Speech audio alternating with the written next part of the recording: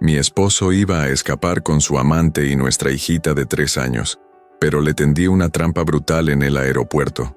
La madrugada estaba bien callada. Las calles dormían cubiertas por la sombra húmeda de una llovizna que no había parado desde que cayó la noche. Dentro de una casa sencilla pero cálida, Elena despertó con un escalofrío raro en la espalda. No era por el clima, sino por una inquietud que no sabía de dónde venía. Eran las 3:17 de la mañana. Alargó la mano en la cama. Estaba vacía. Carlos, su esposo, no estaba. Elena se incorporó despacio, con el pelo hecho un desastre y los ojos pesados de sueño.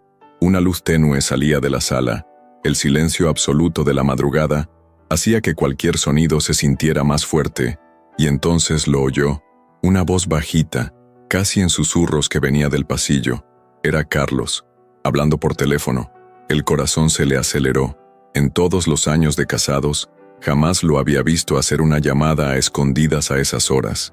Descalza, caminó con cuidado hasta la puerta del cuarto y la abrió apenas lo suficiente para escuchar. Cada palabra la golpeaba directo. Sí, mi amor, el pasaporte falso ya lo tiene Gustavo. Lo entrega mañana. No te preocupes. Ya convencí a Elena de firmar el papel de viaje de Ana. Cree que es solo para visitar a mi mamá. El viernes nos vamos. Para siempre. Tú, yo y Ana. Por un segundo, el tiempo se detuvo. Elena contuvo la respiración, tratando de entender lo que acababa de escuchar. Las palabras le retumbaban en la cabeza. Mi amor, pasaporte falso, largarse con Ana. Sintió que las piernas le fallaban. Una náusea le subió como veneno corriendo por sus venas. Carlos, el hombre con quien compartió 10 años de su vida, al que vio cargar a su hija por primera vez, estaba ahí, a unos pasos, planeando llevársela, para siempre. Su primer impulso fue salir corriendo a enfrentarlo, gritarle, romper todo, pero algo dentro de ella, quizá esa fuerza que solo una madre entiende, le dijo que se quedara quieta, que escuchara, que observara. Carlos colgó el teléfono y volvió al cuarto como si nada. Elena se hizo la dormida. El colchón se hundió a su lado. Su corazón latía tan fuerte que temía que él lo escuchara. Las lágrimas le corrían en silencio, empapando la almohada. Cada recuerdo de los últimos años ahora sabía a mentira. Los viajes, las risas en la mesa, los besos antes de dormir. Todo estaba envenenado, pero no iba a hacer escándalo, ni show, ni discusión. Esa madrugada nació otra mujer dentro de Elena, no una esposa traicionada, no una mujer hecha pedazos, sino una madre que iba a mover cielo, mar y tierra para proteger a su hija. A la mañana siguiente, mientras Carlos se iba a trabajar como si nada estuviera a punto de pasar, Elena tomó un café frío y se quedó mirando al espejo un buen rato. Sus ojos estaban hinchados, pero tenían un brillo que hacía mucho no veía. Decisión. Agarró el celular y buscó en los contactos un número que no marcaba desde hacía años. Vicente, un viejo amigo de la universidad que ahora trabajaba como investigador privado. Habían perdido contacto después de graduarse, pero ella sabía. Si había alguien en quien podía confiar en ese momento, era él. ¿Vicente? Su voz tembló. ¿Elena? No inventes. ¿Cuánto tiempo? ¿Todo bien? No, pero te necesito. Es por Ana. Y por Carlos. ¿Qué pasó? Él se la quiere llevar. Con otra mujer. Necesito pruebas. Y un plan. Del otro lado de la línea, Vicente se quedó callado unos segundos. Luego, su voz sonó firme. Dime dónde estás.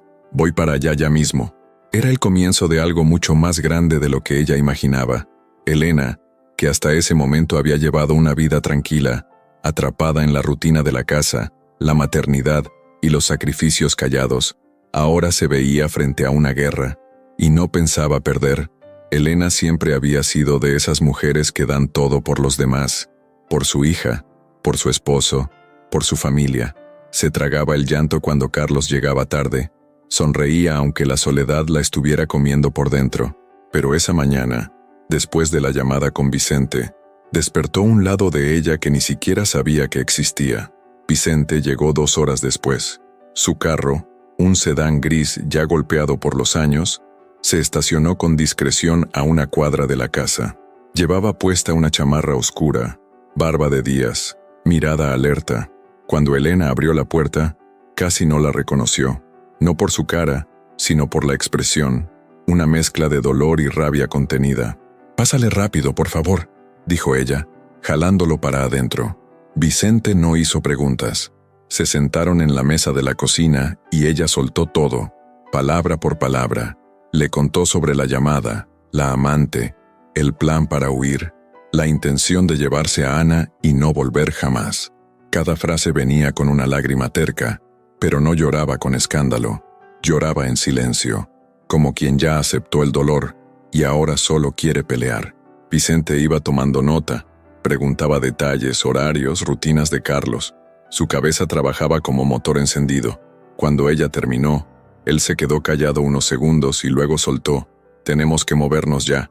Seguro ese cabrón ya tiene todo listo». «¿Tú crees que sí podría salir del país con una niña sin autorización? Con los contactos adecuados, sí. Y más si ya consiguió un pasaporte falso. Pero, si conseguimos pruebas suficientes, te juro que no sale ni de la ciudad». Elena asintió con la mirada clavada en una foto de Ana en la pared. Una sonrisa limpia, mejillas llenas, los ojos cafés igualitos a los de ella. En esa mirada congelada por la foto, encontró fuerza. Vicente armó el plan.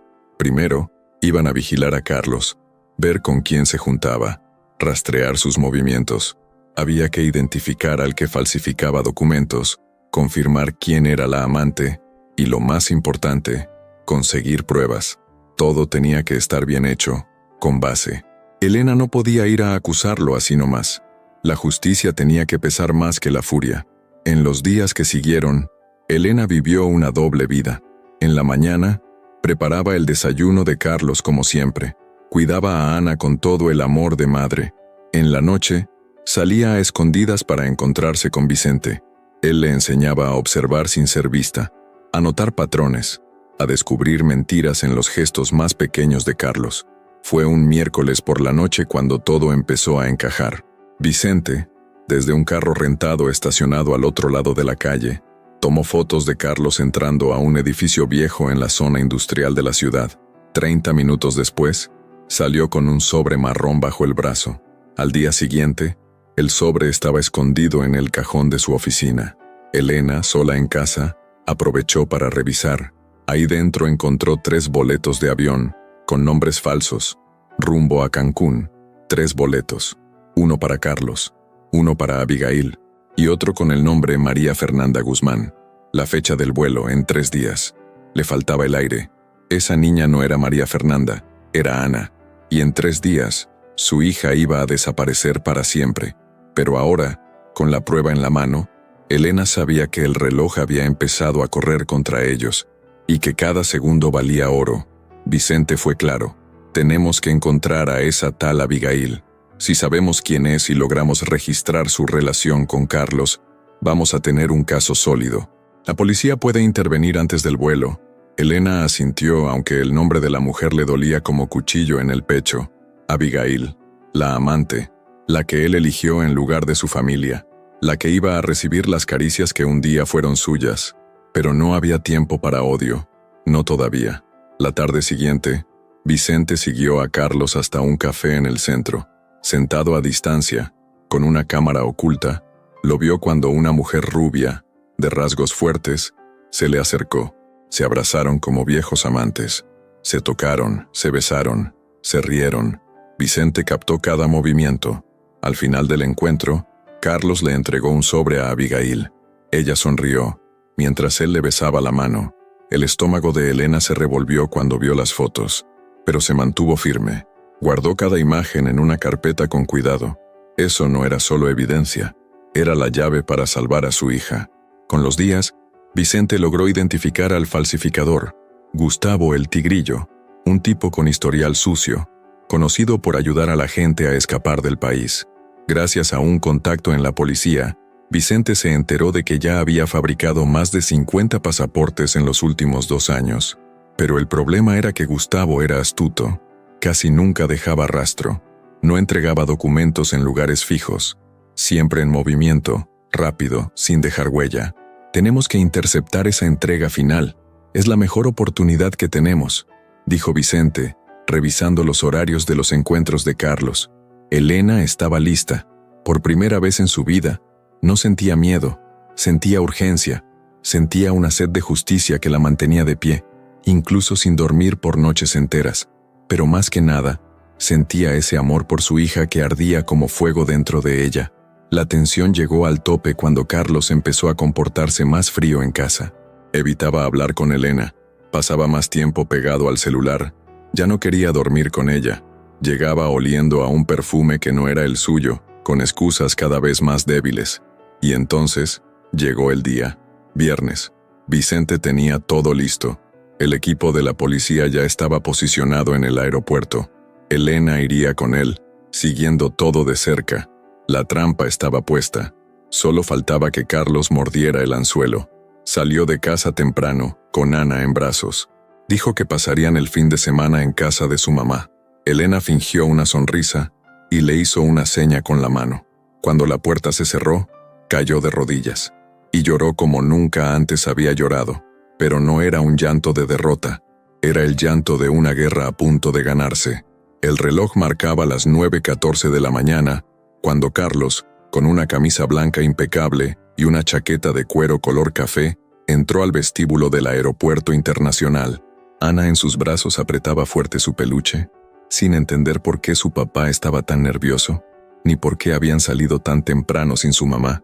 A un lado de Carlos, como una sombra, iba Abigail. Caminaba con paso apurado, intentando ocultar los nervios detrás de unos lentes oscuros y un chongo hecho al aventón. Llevaba un conjunto deportivo caro y traía una bufanda.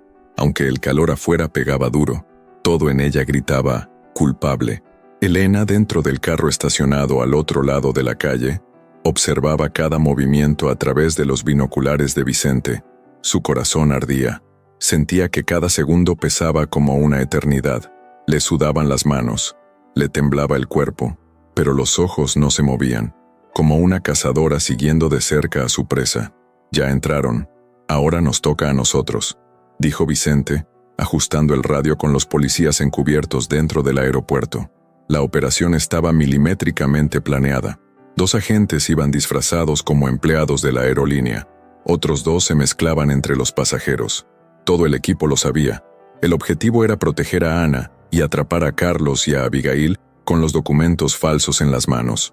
Mientras tanto, dentro del aeropuerto, Carlos apretaba fuerte el pasaporte falso de su hija.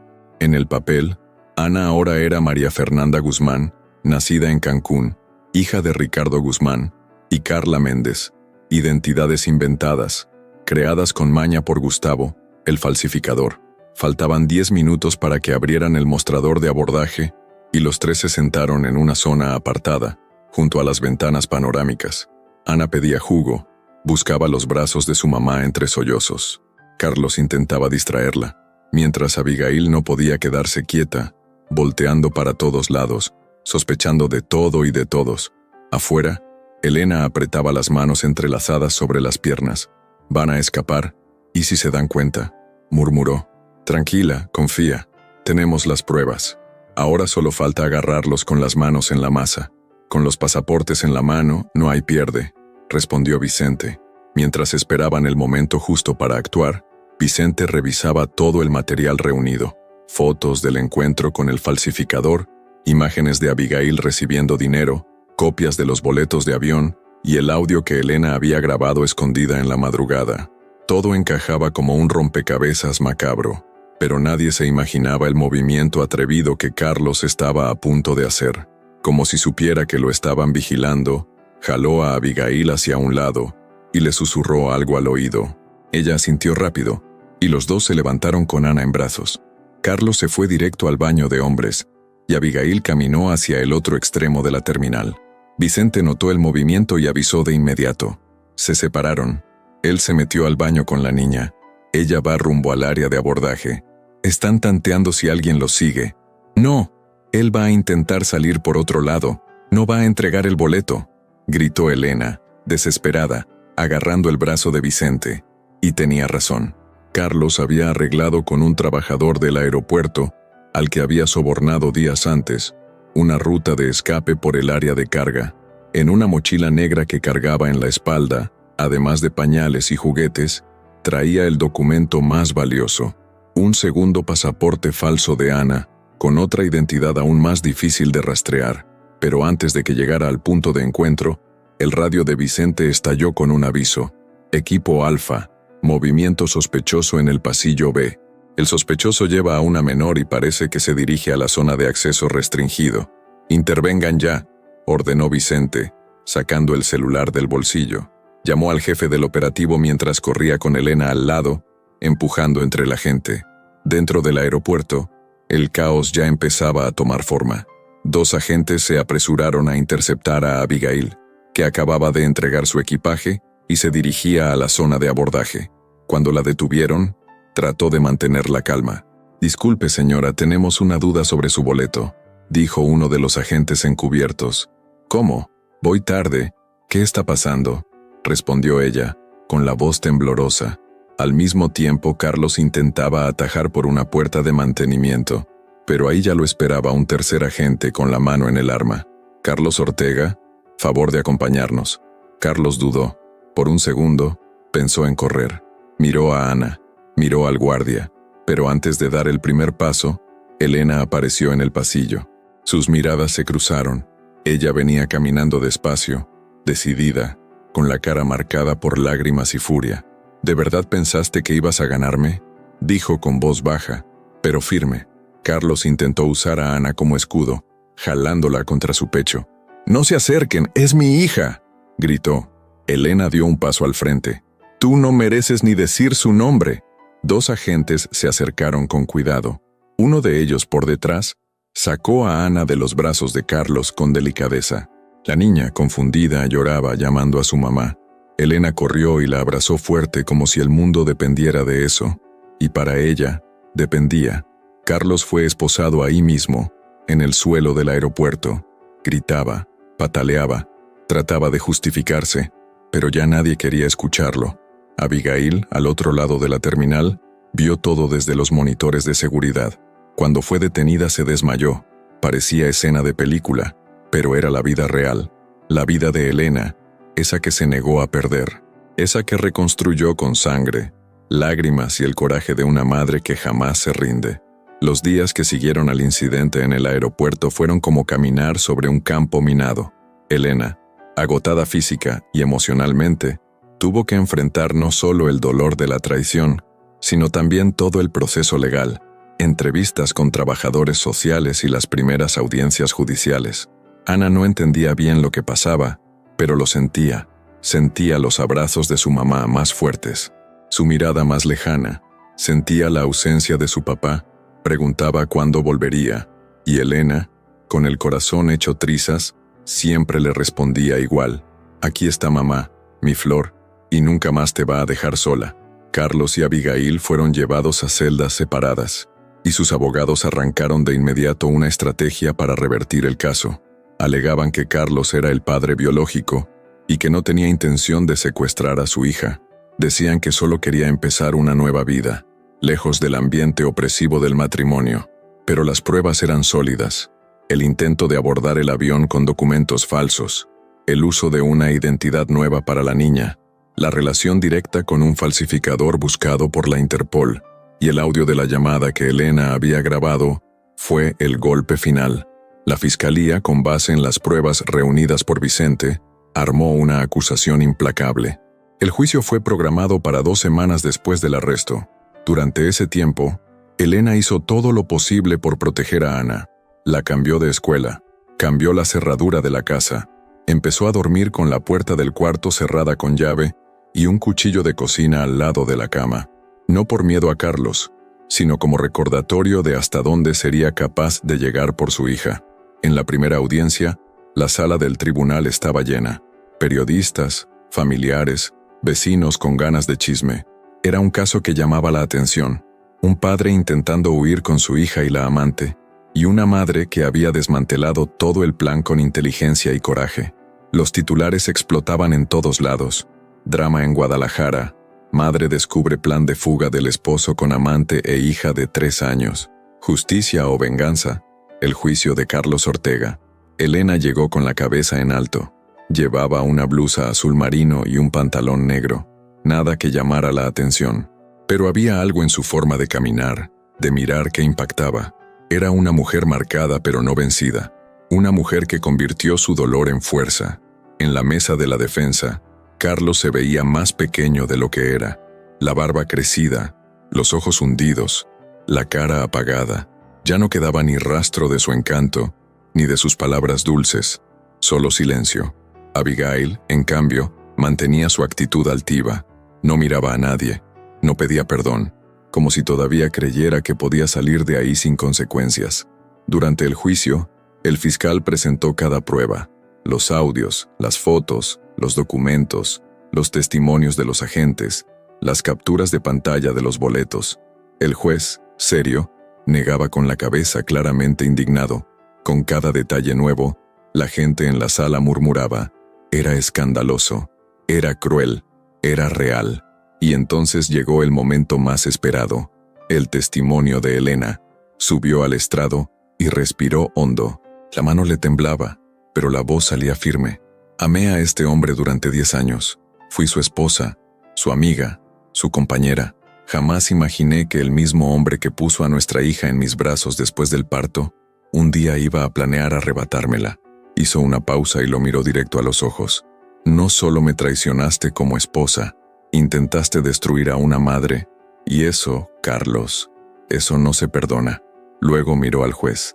No estoy aquí pidiendo venganza. Estoy aquí pidiendo justicia. Por mi hija, por la mujer que fui, y por la mujer en la que me estoy convirtiendo. La sala se quedó en silencio. Hasta el juez desvió la mirada, visiblemente conmovido. La abogada de Carlos intentó argumentar que él estaba bajo presión emocional y que actuó sin pensar. Intentó pintar a Abigail como una víctima enamorada, manipulada por la promesa de una nueva vida, pero no sirvió de nada. La verdad era demasiado clara. Y cuando por fin llamaron a Abigail a testificar, Elena hizo algo que ninguém esperaba. Se levantó y pidió estar frente a ella, cara a cara. Abigail entró esposada. Sus ojos se cruzaron con los de Elena.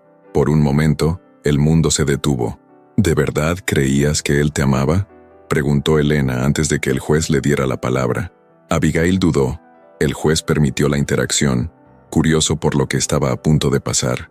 ¿En serio pensaste que iba a quedarse contigo después de destruir a su propia hija? Abigail bajó la mirada. Por primera vez, se veía rota. No contestó. Solo lloró. Lloró de una forma que dejaba claro que, hasta ese instante, no había entendido la profundidad del hoyo en el que se había metido. Fuiste cómplice. No solo de un delito, fuiste parte de una crueldad, y eso te va a perseguir el resto de tu vida.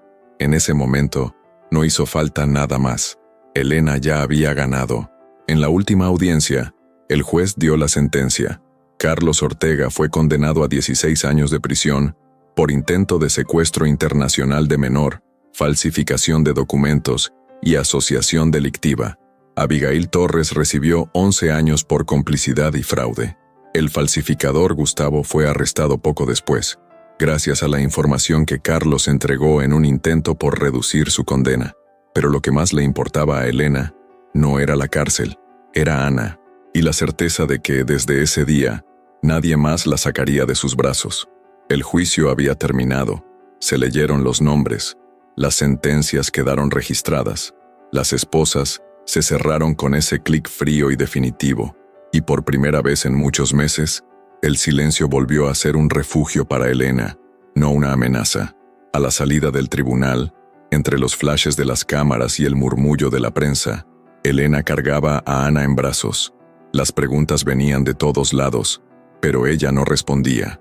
Solo caminaba con paso firme, como quien sabe que aunque la guerra dejó cicatrices profundas, la victoria era suya. Los días que siguieron fueron de reconstrucción. Volver a casa fue como caminar sobre un campo de batalla. Cada rincón traía recuerdos. La cocina donde Carlos preparaba café, el cuarto donde dormían los tres, antes de la traición, los juguetes de Ana, mezclados con los documentos que casi se la llevaban para siempre. Pero Elena tomó una decisión: convertir el dolor en fuerza, la rabia en impulso, la herida en cicatriz de orgullo. Empezó por lo más básico. Regaló los muebles de la sala, cambió el color de las paredes, quitó cada objeto que oliera al pasado, y con eso, creó un nuevo espacio, No una casa perfecta, pero sí un hogar seguro, un hogar solo de ellas. Con Vicente, la amistad tomó otra dimensión. No había amor romántico entre ellos, pero sí algo todavía más raro, una confianza que no se rompía con nada. Él siguió a su lado, ayudando con los trámites para la custodia definitiva de Ana, asesorando en las denuncias formales contra el aeropuerto, y hasta la acompañó en la contratación de un nuevo abogado, que la orientó en todo el proceso legal de protección. «Tú me salvaste la vida, Vicente», le dijo una noche, cuando Ana ya estaba dormida. «Tú salvaste la tuya, yo solo te mostré el camino», respondió él. Desde ese momento, Elena también decidió ayudar a otras mujeres. Empezó a ir a grupos de apoyo para madres que habían sido víctimas de abuso emocional y manipulación. Contaba su historia, motivaba a denunciar, llevaba su testimonio a donde la escucharan. Nadie se despierta pensando que va a ser traicionada, pero toda mujer debería dormir sabiendo que es lo suficientemente fuerte para levantarse, decía. La presencia de Carlos fue completamente borrada de la vida de Ana. Psicólogos infantiles ayudaron en ese proceso. Elena nunca habló mal del padre con su hija, solo le decía que él estaba lejos y que ahora ella estaba a salvo. Y con el tiempo, Ana dejó de preguntar. 3 meses después de la sentencia, Elena recibió oficialmente la custodia total y definitiva de su hija. Eso era más que un papel firmado. Era la prueba final de que todo había valido la pena. El día que salió la resolución, Elena llevó a Ana al parque. Era un domingo soleado, y las dos se reían mientras andaban en bicicleta. Era la primera vez que Elena sonreía sin ese peso en la espalda, sin dolor en los ojos. Solo una risa limpia, de quien logró sobrevivir. Mientras Ana corría hacia el resbaladero, Vicente llegó con un sobre en la mano. Llegó del juzgado de lo familiar, el último papel firmado. Elena abrió el sobre ahí mismo sentada en una banca de madera. Leyó cada línea despacio. Cuando terminó, miró a Vicente y dijo: «Ahora sí, se acabó». Pero Vicente sonrió y respondió: «No se acabó. Esto apenas empieza». Y tenía razón. Elena ya no era la mujer que dormía en silencio al lado de un traidor. Ya no era la esposa sumisa, ni la madre sin defensa. Ahora era un símbolo de fuerza. Alguien que demostró que el dolor no tiene que ser el final, puede ser el comienzo de una nueva versión de una misma. Empezó a escribir. Su primer artículo fue publicado en un periódico local con el título «El día que casi se llevaron a mi hija, y cómo recuperé mi vida». El texto se volvió viral. Recibió mensajes de mujeres de todo el país, y la invitaron a dar charlas sobre empoderamiento, maternidad y sobrevivencia emocional. Cada vez que contaba su historia, Elena no revivía el trauma. Lo que hacía era exorcizar el miedo. Con cada palabra, con cada lágrima compartida, ella inspiraba y sanaba. Carlos, desde la cárcel, nunca volvió a escribir, nunca pidió perdón. Abigail, en cambio, mandó una carta un año después, pidiendo disculpas. Elena la leyó, la guardó, pero nunca respondió. Había aprendido que no todo dolor merece respuesta. Algunos solo merecen distancia. Hoy Ana tiene 5 años. Aprendió a nadar, a dibujar corazones, a escribir el nombre de su mamá con plumones de colores. Y cada vez que la abraza, Elena siente que ganó, no contra Carlos, no contra Abigail, sino contra el dolor, contra el destino, contra sí misma. Y esa es la lección que su historia deja. No importa qué tan hondo alguien intente enterrarnos. Con coraje, siempre encontramos la forma de florecer. Si te gustó, haz clic en el botón «Gracias» para apoyar al canal. Deja tu like, suscríbete y activa las notificaciones. Y cuéntanos desde qué ciudad nos estás viendo. Nos encanta conocer a nuestros espectadores.